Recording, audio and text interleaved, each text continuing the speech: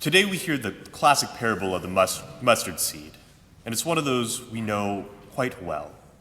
But looking at this, it's rather interesting, at least to me, that Jesus goes and uses the analogy of a tree to symbolize growth. Because it's not something we normally do. Trees generally aren't the go-to to show us growth, because they grow so slowly. If you look at a tree day after day, month after month, year after year, you could hardly notice a difference. That's why when we teach kids about plants, we use things like lima beans or flowers, things that easily change, they change quickly, and that you can easily see the difference. So why then does Jesus use the mustard tree? Now, I know many of you probably have heard this parable before, and you're being the good Catholics that you are, you're thinking, well, it's a symbol of the church because it starts small and then it grows over time. And this is true, yes. But there's something more going on here in this parable. Because the kingdom of God is more than just the church. It's something that needs to take root in us. It's something that Jesus wants to establish in us. It's a relationship with the Lord. It's his own life that needs to grow within us. And as in many times with growth and with change in our own lives, it happens slowly. So as with so many instances of human growth, it doesn't go quickly, but it goes slowly, imperceptible from day to day. And this is exactly how our growth in our relationship with God generally goes. Slowly, day by day, barely able to be noticed. And I come here and really my own vocation is a witness to that slow growth. I don't really have a moment where it just kind of fell down from heaven and it's like, oh, I'm meant to be a priest.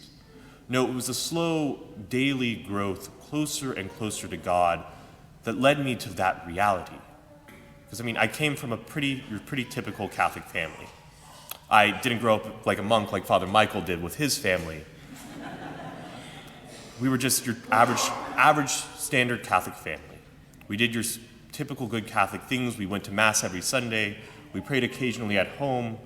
We helped with our few things at the church, and that was our life. And if anyone really would have looked at me as a kid, they would not have thought, this kid's going to be a priest. And I didn't think that either. I didn't really want it. But slowly, after much time, day after day, month after month, year after year, that relationship with God and that vocation really blossomed in me. Where to the point where it's like, okay, I could see myself doing this. That'd be a good thing to do. Oh, I think God might actually be calling me to that. Oh, I'm in seminary now, and now I want it, and now I'm here. It didn't happen in an instant. It happened day after day, month after month, year after year, where the Lord brought this vocation out of me. And it's not just for me, not just my vocation, it's not just for priests. No, this is the growth for every single one of us. It's this slow, day by day growth, where we simply enter into relationship with God, and by saying yes to him, he makes the growth come about in us. It's the same thing with the tree. The tree is not the cause of its own growth. The tree can't grow on its own. It needs the soil, it needs water, it needs sunlight. And by having all these things, it begins to grow and continues to grow. Just like us, we don't cause our own growth. It's the Lord who, working in our own lives, that draws us closer to himself and brings out that fruit from us. All we have to do is simply respond to him. Give that constant, simple yes to him day after day, and let him work in us. So much of our growth is simple and done in small ways that we can't even notice. And we might not like it that way. We might wish we could see it more easily. We might wish it be faster.